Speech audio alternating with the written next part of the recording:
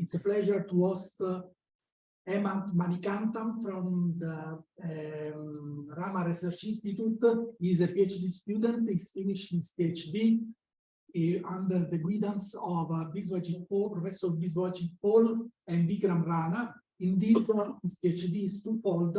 One is instrumental. He's in the team that devised, built, tested, and calibrated the colleagues' experiment. And the second part of his research thesis is on spectral and time analysis of high mass X-ray binaries and also some low mass X-ray binaries. In this talk, he will present his work on POLIX, the Thompson scattering X-ray polarimeter. So please, Emma. Thank you, Paolo, for the introduction, and thanks everyone for joining this meeting. So as he said, I am a PhD student at RRI Bangalore.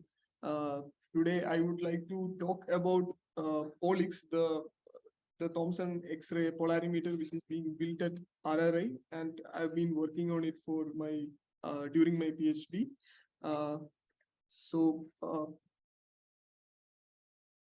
I? This is okay, right? The top thing. Yeah, I think it's. Or should I move? No, you are.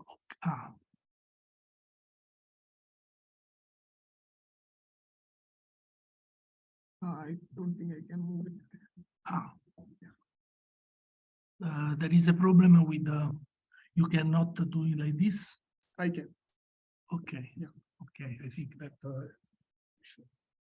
So POLIX is the primary scientific payload on board XPOSAT. XPOSAT is X-ray polarimetry satellite, the upcoming satellite mission of Indian Space Research Organization, ISRO.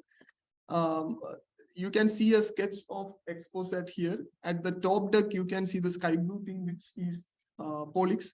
Apart from POLIX, XPOSAT also has one more scientific instrument on board, which is called XPECT, which is a swept charge CCD device, which would be looking at the same source which POLIX would be looking at. XPECT would operate in the range of 0.8 to 15 keV. In this talk, I would be talking about POLIX. Now, this is a close-up view of POLIX. So POLIX is basically a Thomson scattering polarimeter, and it's meant to operate in 8 to 30 keV range. Now, the purpose of POLIX is to measure the linear polarization in astrophysical X-ray sources. POLIX uses a collimator to restrict the field of view to 3 by 3 degree. The collimator is at the top. Then it has 4 proportional counters surrounding a scatterer, which is sitting right below the collimator, which I would show in a different slide. Then there are 4 electronics boxes of POLIX covering 4 different sites, which you can see here. Now, this is, I'm just flashing the POLIX instrument team, which is led by Professor Biswajit Paul at RRI. Now, POLIX was built entirely at RRI with support from people at TIFR and URSC. URSC is at Bangalore, TIFR is at Mumbai. Now, the overview of my talk, like I would like to say about 2 different aspects. Like one is what technique is used in POLIX and how POLIX is configured to exploit that technique to measure the polarization. That would be the first part. The second part, which I was more working on, is about the detector which is being used in POLIX, the proportional counters, how it is fabricated and how we calibrated it, and we are planning to calibrate it. I would also just briefly touch upon the science aspects which POLIX is looking forward to post its launch. So coming to the detection technique, so X-ray polarimetry in different energy bands, there are different techniques which people use to measure X-ray polarization. At the lowest energy, say below 3 keV or so, it's Bragg reflection, which uses crystal, say a graphite crystal, to measure the scattered X-ray photon. If the scattered X-ray photon is polarized, you can expect a distribution of the scattered photon in the azimuthal plane. But the problem with Bragg reflection is it's possible only at a very narrow energy band. Say, for example, the instrument on board the orbiting solar observatory 8 used a graphite crystal, and it could measure polarization, I believe, only at 2.6 keV. That was the only energy at which polarization could be measured. Now, above that, we right now have IXP, which use the technique of photoelectric effect in 2 to 8 keV. So basically, it uses gas photo electron multipliers to probe the track of a photo electron, which would be the track would be dependent on the polarization of the incident photon. Now, in even higher energy bands, 5 to 30 keV, one uses Thomson scattering, which is exploited in POLIX. So Thomson scattering basically uses the fact that if X-ray polarization, a polarized X-ray photon is Thomson scattered, the scattered photon direction is preferentially perpendicular to the direction of the incident photon. So if one is able to scatter the source photons from a scatterer and probe the azimuthal variation of the scattered photons, one would expect in the case of a polarized source, one would expect the scattered photons to be peaking at an angle perpendicular to the polarization direction. Now, this is Thomson scattering, and even at higher energies, people use Compton scattering, which even though there has not been dedicated missions like Integral and AstroSat C-SETI has been able to utilize this technique to measure the energy photons. Now, the difference between Thomson and Compton scattering polarization measurement is that at the scattering point in Compton regime, there is a dump of energy. So basically, in Thomson scattering, one measures the scattered photons, but in Compton scattering, one measures the scattered photon as well as the energy which is being dumped at the point of interaction. So that's the basic difference. On the right side, there is a pictorial representation where there are photons with electric field direction along the y-axis incident on a scatterer down here, the cylindrical scatterer here. Now the photons are scattered in the direction of x, which is perpendicular to the y-axis. Now, POLIX will be using this technique. In this kind of if one is able to probe this kind of a distribution in the azimuthal axis, we would be able to measure the polarization. So POLIX basically uses a detector, in fact, 4 different detectors, and rotate it around the scattering block. Now, using this technique, we would be able to measure the azimuthal distribution of the scattered photons. On the right side, there is a little animation of the same if POLIX is viewed from above. In the case of electric field along the 90 degree, the scattered photons are more in 0 and 180 degree, and there are 4 detectors of POLIX which is rotating around this scatterer, and that will eventually make the azimuthal distribution of photons as a function of the azimuthal angle. So in such a setup, the result would be this. On the left side, this is from a simulation of the POLIX. If it's 100% polarized photons, as a function of azimuthal angle, we would see modulation. Now, using the swing of this modulation, we get the polarization degree. Now, the phase of this modulation will give the polarization angle. So that's the idea. On the right side, it's from a actual lab detector. Now, from the lab detector as well, we see a similar modulation, and on the down figure, we see the results for unpolarized X-ray. So for polarized X-ray, we see modulation, but for unpolarized X-ray, we don't see any modulation. That's how you distinguish between polarized and unpolarized radiation here. Now, looking at Polix, so basically Polix at the top has a collimator which restricts the field of view of Polix to 3 by 3 degree, and it to compensate for the pointing accuracy of the satellite, which is expected to be 0.1 degree. The collimator has a special shape. It's called tapered. So collimator at the top has slightly wider opening than at the bottom, because of which the response of collimator won't be triangular, it would be flat top. So any pointing jitter of the, any pointing jitter of the order of 0.1 to 0.2 degree would be taken care here. Now, right under the collimator, of the same size as the collimator opening, there is a beryllium disc, which I will show in a separate slide. So right now you can't see it. It's right under the collimator. Now surrounding it, D1, D2, D3, D4 are the proportional counters of Polix. This is how it looks. And the right side, there is a assembled dummy unit in the lab. Now this is a dummy unit. There are pockets here. There would be electronics occupying these pockets and then closed. So this is how roughly it will look. Now going to the detector of Polix, it's a proportional counter. This is where I mainly worked on during my work at RRI. So on the left side, you can see a exploded view of the proportional counter, which is used in Polix. There is a housing inside which a wireframe sits, and on top of which there is a 50 micron thick mylar window, which is aluminum coated on one side.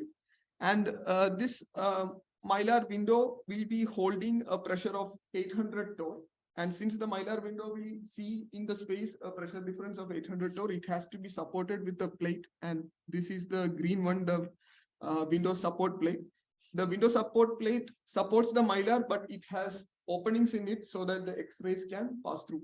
On the right side is the actual housing, which it's a top view of the opened proportional counter. Now the housing, and inside which the wireframe is sitting. So this is a wireframe assembled inside the housing. Now this is how the wireframe will look like. So on the right side, so basically you can see I have highlighted 6 wires. So basically each wireframe has 12 anodes or 12 detection cells of X-rays. Now 12 anode wires, each anode wire is 30 centimeter long, 3 centimeter wide and 3 centimeter deep. Now 6 of them are connected in series, so that it makes what we call a single detector channel. The connection is shown here. So it starts here, then it is connected to the next wire, the beginning of next wire. In series, it will go to the end of the wireframe. So this would be basically one whole channel, detector channel, which I would be using in my talk. It's called detector channel. Now 6 cells in series is a detector channel. Now on the left side, we see a side view, a front view of the same wireframe. You can see the bigger Teflon bushes, the big circles, white circles, they are Teflon bushes. The big ones holds the anode wire in place. In the middle of the Teflon bush, there is a metallic pin through which resistive nichrome wires are drawn.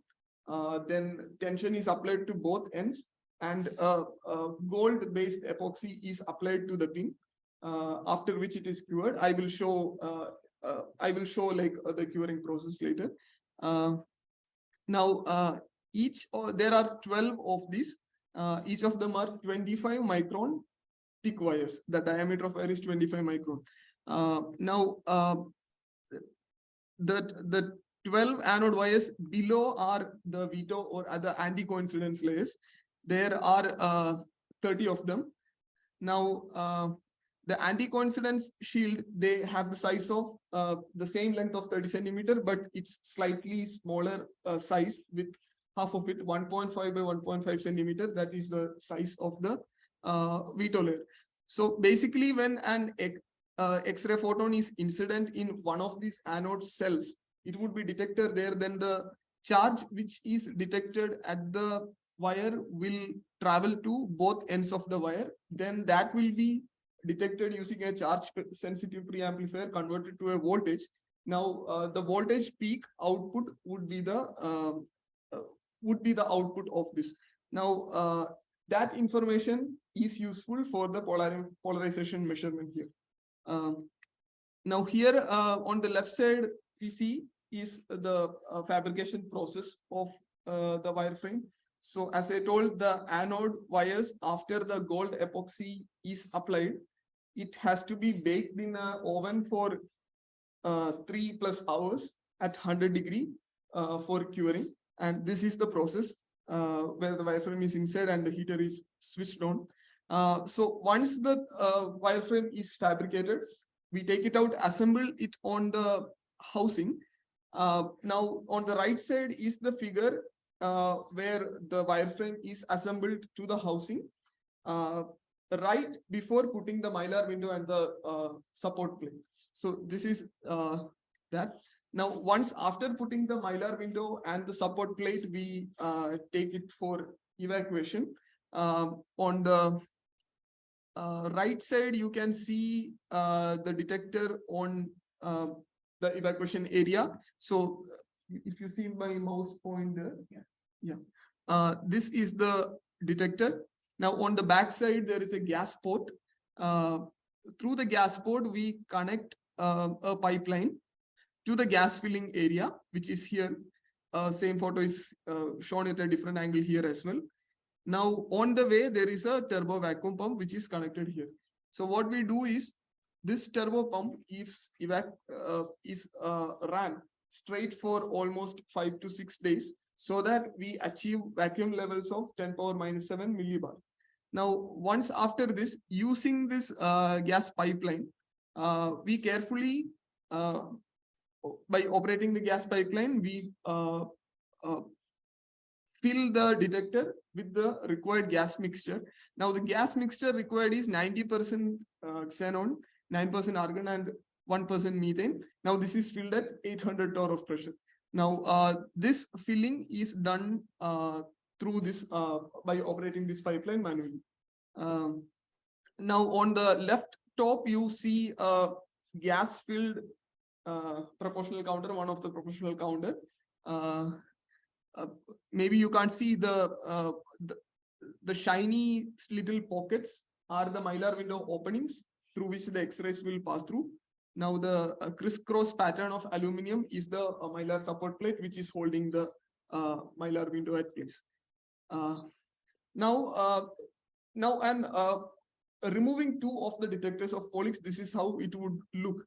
So right at the center, this is the scatterer I was talking about. Now incoming photons scatter from this scatterer, and the wireframe, the wires, the anode wires of the wireframe will be running perpendicular to the scattering, perpendicular to the scatterer plane. Now identification of which cell the scattered photon is detected, that is the useful information of polarization measurement. Now so the prime thing is, the requirement of the detector is to identify in which anode cell the scattered photon is detected. Now for that, the technique employed is the principle of charge division. So basically, you have 6 wires forming one detector channel connected in series. You have X-ray photon incident in one of the anode cell, and that is detected there. Now the charge which reaches the wire here, it distributes to both ends of the wire. Now the charge which reaches both ends of the wire will be proportional to the length it has to travel or the resistance it has. Now that information, the ratio of the charge which reaches both the ends, would be used to estimate the location at which the original detection had taken place. Now, the charge at both ends, they are converted to voltage using a CSPA, and the peak of that voltage is detected. Now the peaks P1 and P2, that is the information we have. So the from each detector channel, the ratio for an event P2 divided by P1 plus P2 gives you along the wire where the photon had fallen has been detected. And also the sum of P1 plus P2 gives you the energy of the photon which is detected. Now the calibration therefore of the position sensitive proportional counter is twofold. One is calibration of this ratio. So basically you need to know at which location what ratio are you expecting. That's one thing. Second thing is what is the energy. Second is the energy calibration. So basically what energy of photon will give you what total peak. That's what you need. So these are the two kinds of calibration which is required for POLIX. Now the first thing is the position calibration. It is done this way. Basically on the middle you can see the proportional counter of POLIX. Now on top of this, on the right side, there is a stainless steel, very thick stainless steel covering which has holes in it. One of the hole is identified with a red arrow. Now these holes, the location of these holes are known. Now what we would do is we would shine radioactive sources on top of these holes and generate the histogram of the ratios which I told before. Now on the left side we can see the result. This is how so basically we have along three wires, along each wire, each anode cell, there are 3 known locations. Just like that, in a detector there are 12 anode cells, so there would be 36 locations in each wire, or 18 locations in each detector channel. Now in 18 locations, when we shine the radioactive source at known locations, this is what we see. Now for each ratio, since we know the length from this sheet, we would make a table which is a conversion table between the ratio and the length along the wire. Now this information can be used to identify which cell in which cell the photon has been detected. Now the thing is, POLIX just for its operation just require identification of the vertical anode cell, which vertical anode cell it has been detected. But during calibration, we found that we are able to achieve a position resolution of about 2 centimeters. Now, identification of the cell would require a resolution of about 30, but this is giving us 2 centimeters. So that would be able to, in the future, refine the operation of POLIX a little bit by looking at along each wire where the photon has fallen. That would be good at estimating, for example, better background estimation, etc. But that's a secondary. Now the next calibration is the spectral calibration. We had 2 radioactive sources in the lab, the iron 55 and cadmium 109, which emits lines at 6 keV and 22 keV. Now these are the results. At 6 keV we achieved a energy resolution of about 25% FWHM, and at 22 keV we achieved about 20% FWHM.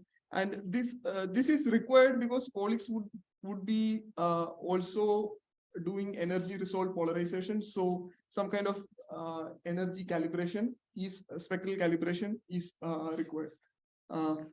So the final specifications of POLIX would be, so the field of view is 3 degree by 3 degree with a 0.2% flat top response. That is a property of the collimator and its construction. It would be operating in 8 to 30 keV range, and the scatterer which would be used here is beryllium. Then the 4 surrounding detectors, they are position sensitive proportional counters filled with a mixture of xenon and piton gas. Now the total photon collection area, which is the opening of the collimator, is around 640 centimeters square. Now for 100% polarized source, the modulation factor expected is around 40 to 45%. And this is a minimum detectable polarization, which was measured using certain, which was calculated using certain parameters scaled from the LAX-PC detector or onboard AstroSat, because this is a miniature version. The proportional counter used here is a miniature version of the LAX-PC. Now that gave for a 50 milligraph source for 1 million second of observation, the minimum detectable polarization is almost 3%. Now the duty cycle is expected to be roughly below 50%. Now additional characteristic of Polix is that since the detector has to be spinning about the beryllium scattering block, the satellite itself would be spun at around 0.2 RPM. So this is about Polix. Now the science aspect of Polix, it's basically very much oriented towards X-ray pulsars, because the galactic X-ray pulsars spectrum have a characteristic that at lower energy, say below 5 kV or so, it's really absorbed by the galactic ISM. Now it also exhibits a cutoff energy about 25 to 30 kV. So the Polix operation range of 8 to 30 kV is very suitable for X-ray pulsar spectrum, which has most number of photon counts. Now XP has already given as surprises, like even though for X-ray pulsars the polarization was expected to be really high, for all the 3 sources so far observed with XP, the polarization degree has been really less, but nevertheless it's showing a dependence on the energy. Now we don't know what it will give us in the 8 to 30 kV, the Polix range. So that would be one. Then the spin phase resolved polarimetry of X-ray pulsars is expected to give us information on the so-called fan beam or pencil beam geometry of the X-ray pulsar. So that would also be covered here. So one thing about Polix is not as sensitive as XP. It requires an expected 1 to 2 weeks of looking at one source. Now, because of which persistent sources are the primary targets of Polix. Even then, there are other science aspects like looking at black hole binaries, then magnetars, supernova remnants, rotation powered pulsar, etc., and some bright transient target of opportunity as well. But I believe this would mostly come in the 2nd year of operation or something, once the instrument is known. This is what I want. Yeah. Thank you.